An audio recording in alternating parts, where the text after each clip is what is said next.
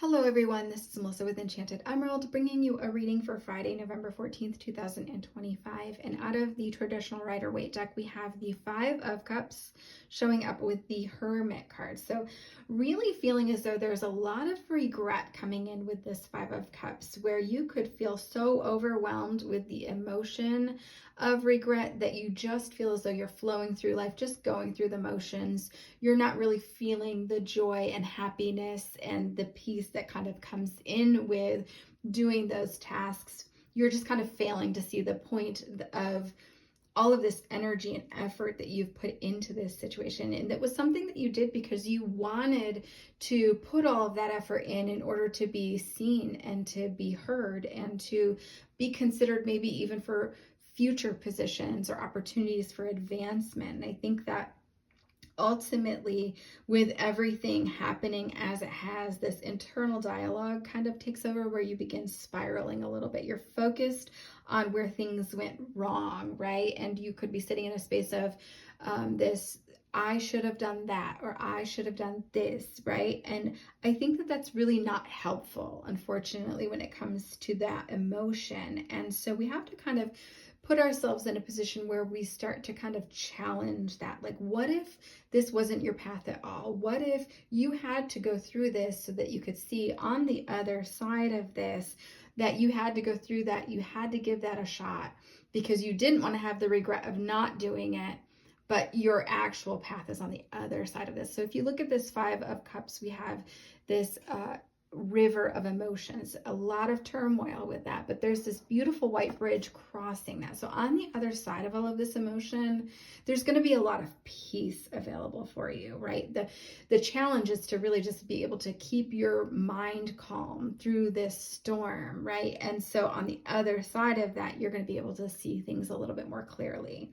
You just have to be patient with yourself in getting there. And I think that the emotion that you're experiencing right now has a potential, I guess, actually to just spill over into the situation that you're hoping to end up in the end. And so this is really a battle of the mind, right? You could have convinced yourself that where you were and how things were playing out, that that's how it was supposed to be. You could be very fixated on that. But there is a lot to be said here with surrender, because I think that once you see things differently, once you're able to challenge that and to kind of start to see things a little bit in a more open environment and really being in tune with your surroundings, being present can really help with that. Once you decide where you're going, though, you'll see that it has nothing to do with where you've been.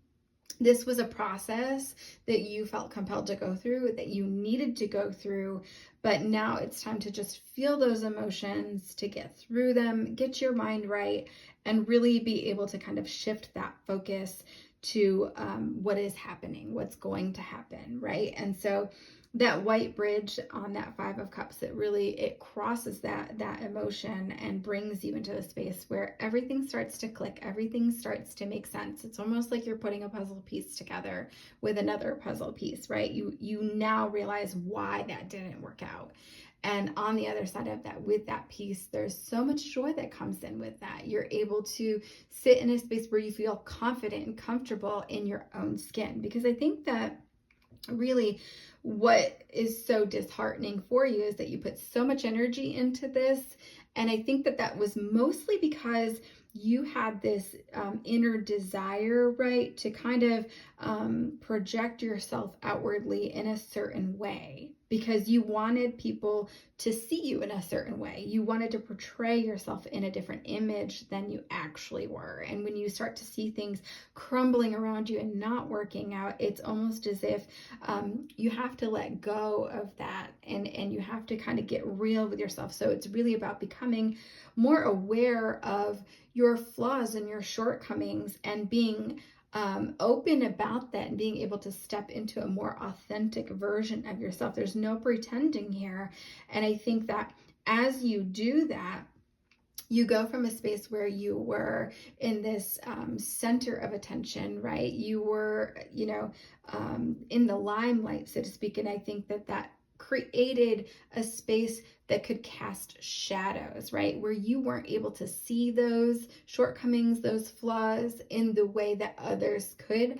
But now that you've been through this, you're able to reassess the situation, and you're able to start to work to your strengths now as you bring in new and exciting opportunities. So I think it's also being more mindful that sometimes we can be a little bit more demanding and perfectionistic in our view and how we would like things to play out. But I think that it's also about allowing yourself to be your authentic self, and then allowing your external environment to kind of mold to that, right? So playing to your strengths here, okay?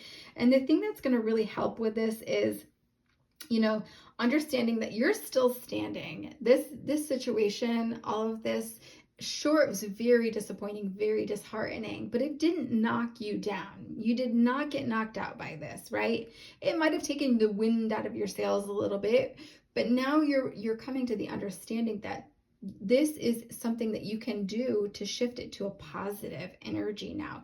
You're able to begin again. And so with this time and distance is really going to be the key to healing here. See, I think that the further you are along your path that you're meant to go down, the more resolute you'll become, the more intentional and purposeful you will be moving through this energy, moving through the opportunities, moving through your decisions, right? And you become more unwavering, where this is exactly what I'm supposed to do. This is how it's meant to be done, right? And so you carry that wisdom of the past with you, and you allow yourself to start navigating with that inner knowing and that inner compass, that intuition to kind of guide you into the right direction now. And I think that emotions can be very overstimulating for us sometimes, and it can make things worse.